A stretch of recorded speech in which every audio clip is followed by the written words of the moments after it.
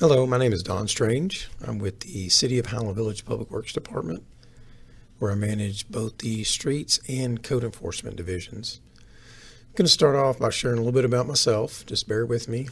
I have over 35 years experience in public works. 24 of those years are in pavement maintenance and management. I've worked at the cities of Carrollton, Colleyville, and Louisville primarily.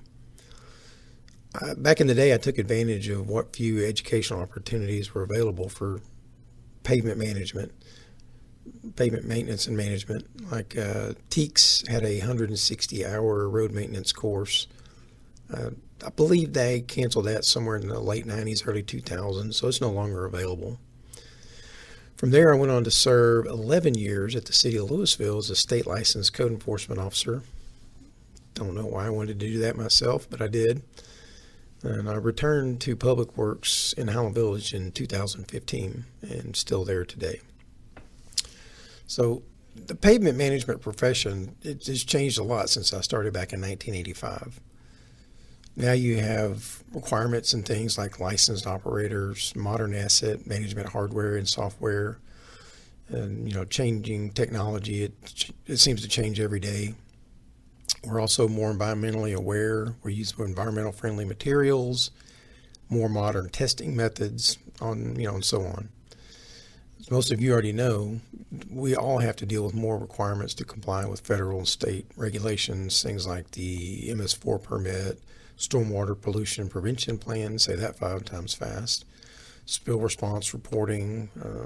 If you have a railroad quiet zone in your neighborhood or in your community, you have to you're inspected by the Railroad Commission. So today's managers, they got to manage all those things along with their personnel and with the fleet, the assets, all that with growing demand for service from the public.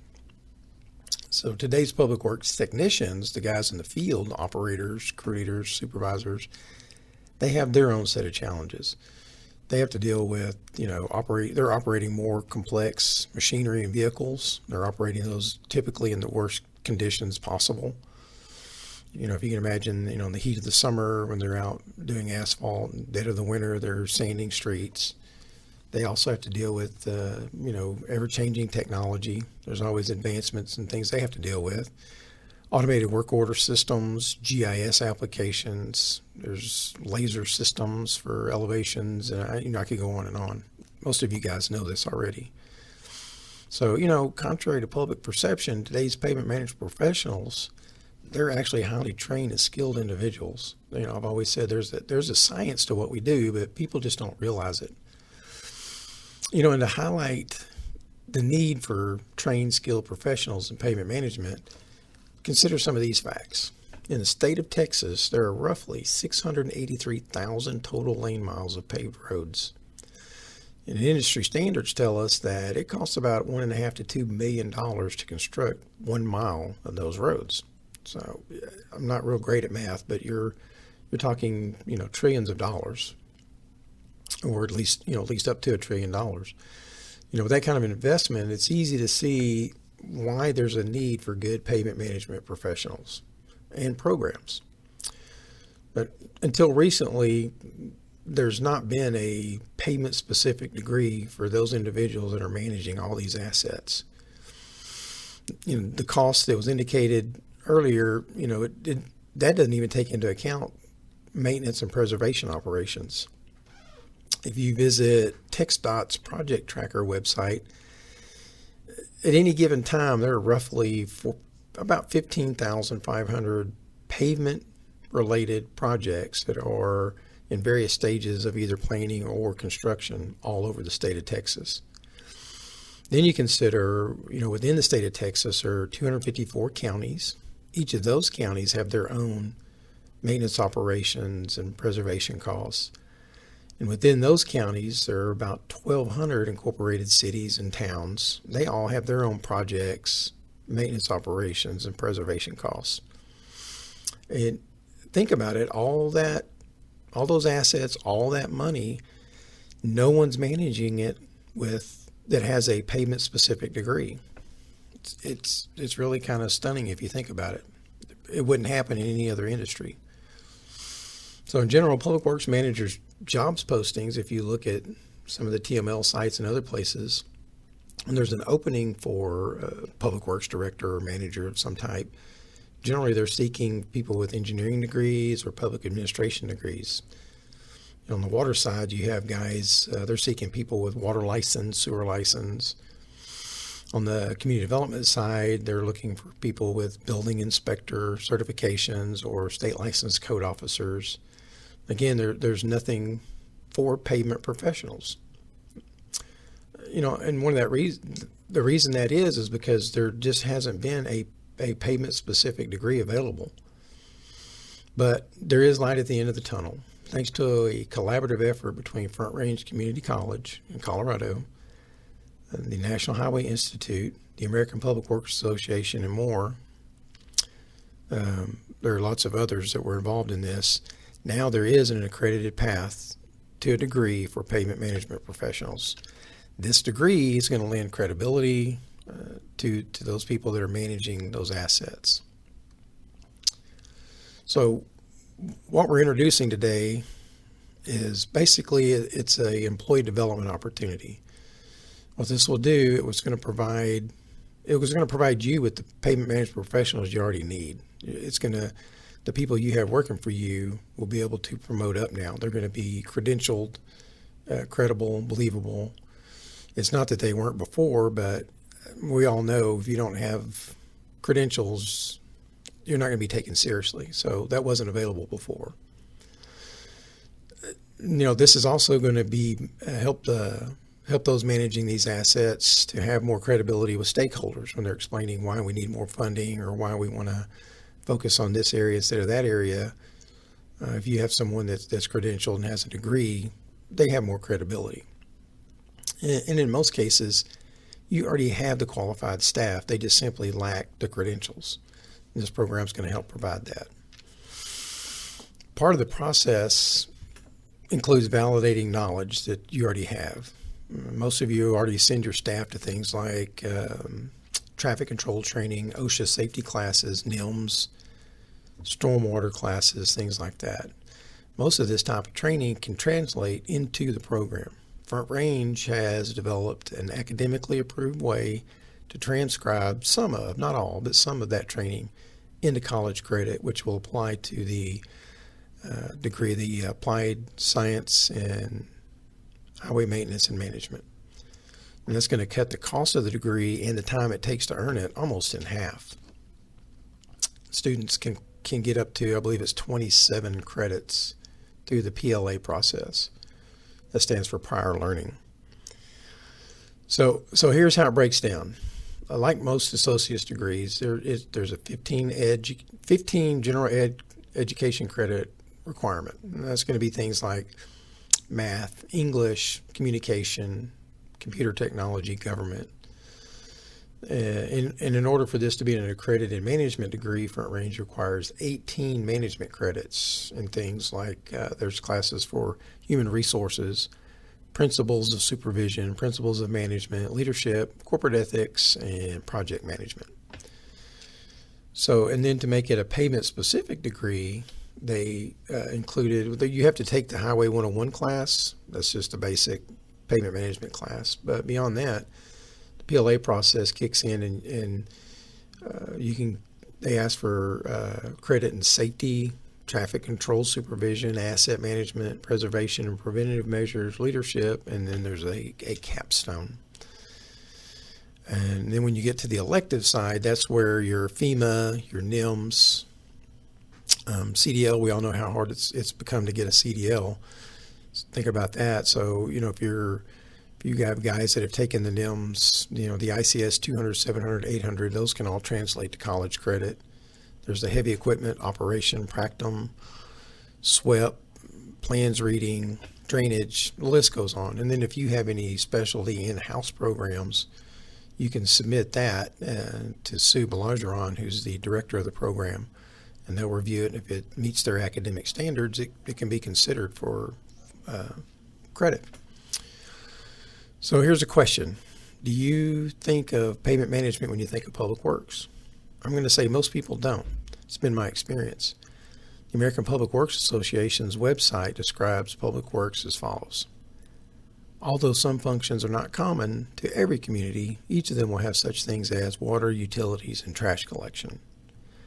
On the APWA webpage titled What is Public Works, it never mentions streets or pavement management. And this isn't a swipe at the APWA. That's a common thread. I've seen this my entire career.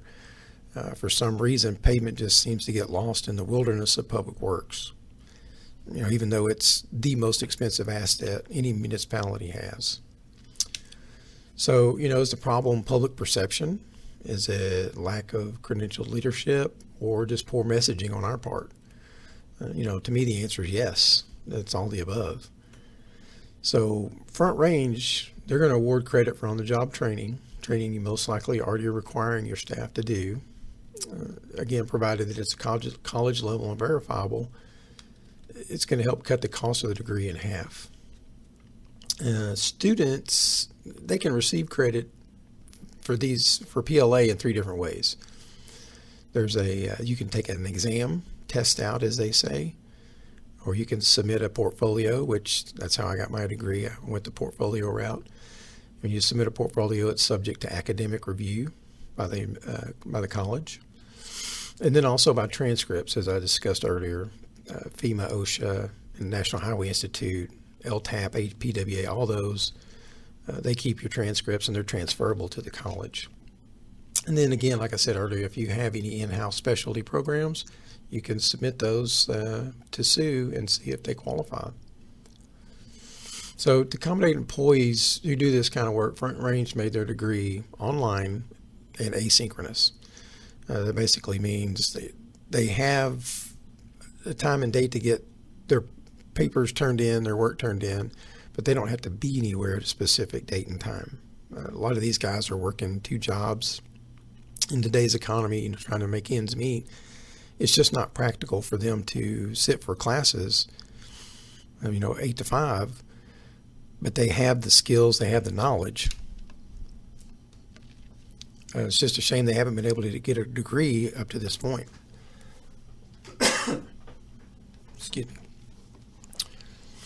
So I began this presentation by explaining the benefits of developing your employees in-house for promotion opportunities, giving them the skills they need to engage the toolbox with the tools. So here's some questions to ask yourself. Does your agency have a defined path for career progression? And do you support and invest in your employees' development, from a lens of retention, keeping them? I'd say in most cases, yeah, you would want to do that. And then if you have a management position open, what does your candidate pool look like?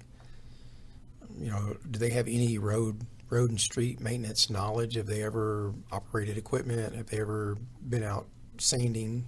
Things like that. Do they know what it takes to, manage a street division? So, what we're trying to do here, we're not trying to reinvent the wheel, but we are trying to redefine the pavement management industry.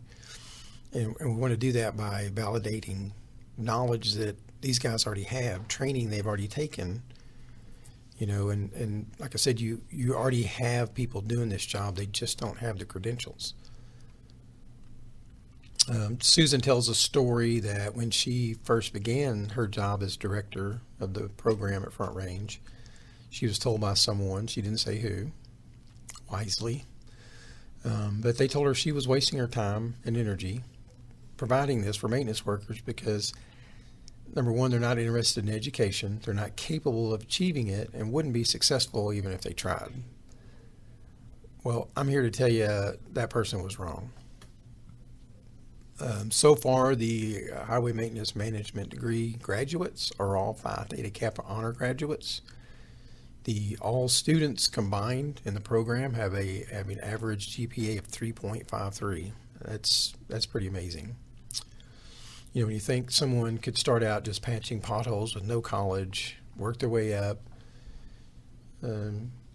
get a degree, and then wind up being a manager. That's the progression you want. You want your guys to actually, when they're managing an asset, it's nice to know that they've actually dealt with it before and know what to expect. Again, they're also dealing with all these regulatory, if you're dealing with state and federal EPA, the new CDL requirements, railroad quiet zones for signage and pavement markings, they're having to deal with the Manual of Uniform Traffic Control Devices, ADA, the list goes on. So, one of the benefits of collaborating with Front Range to educate Public Works and DOT employees is just that. It's going to take knowledge and experience you already have and put it in a position to be promoted. This program's been seen as very positive across the entire country, even though Front Range didn't strategically market this for the entire country. It just sort of happened organically, and it's gaining momentum. So here's where they are on the map. Myself, I was fortunate enough to be the very first person in the country to graduate with the associate's degree in applied sciences and highway maintenance management. At 55 years old and with 36 years into my career, while fulfilling this degree, it's probably not going to help me a lot professionally. But it does open the door for those who's going to come after me, and it fulfills a dream myself and many in my field have had for a long time, to have a pavement-specific degree. It just gives credibility to the entire profession. So, the tide is rising on the profession of pavement management. Recent graduates like Robert MacArthur from Colorado, Colorado DOT's Mike Bissard. I think there's 44 students currently enrolled. They're all benefiting from this rising tide. The saying goes, with every boat that's lifted, the professional skills, credibility, and investment to the taxpayers rises right along with them. So in conclusion, I want to say it's long been our hope that more and more Public Works employees take advantage of opportunities like this, and also the APWA Certified Public Works Professional certifications. They have a lot of opportunities there, management certifications, stormwater, fleet, several. Again, adding more credentials to the profession, it's going to help us with credibility. If you think about it this way, quality education and training that apply directly to the field and real world scenarios is now available, and it's actually affordable. This is going to give our profession that once had a very small voice in the vast community of Public Works, now we have a megaphone, and we're going to be heard loud and clear. And I'd like to close by saying, a dearly departed friend of mine, his name was Gene Coleman, nicknamed Captain Patch, once said, "A rising tide lifts all boats, and it looks like we're going to need a bigger boat." Thank you.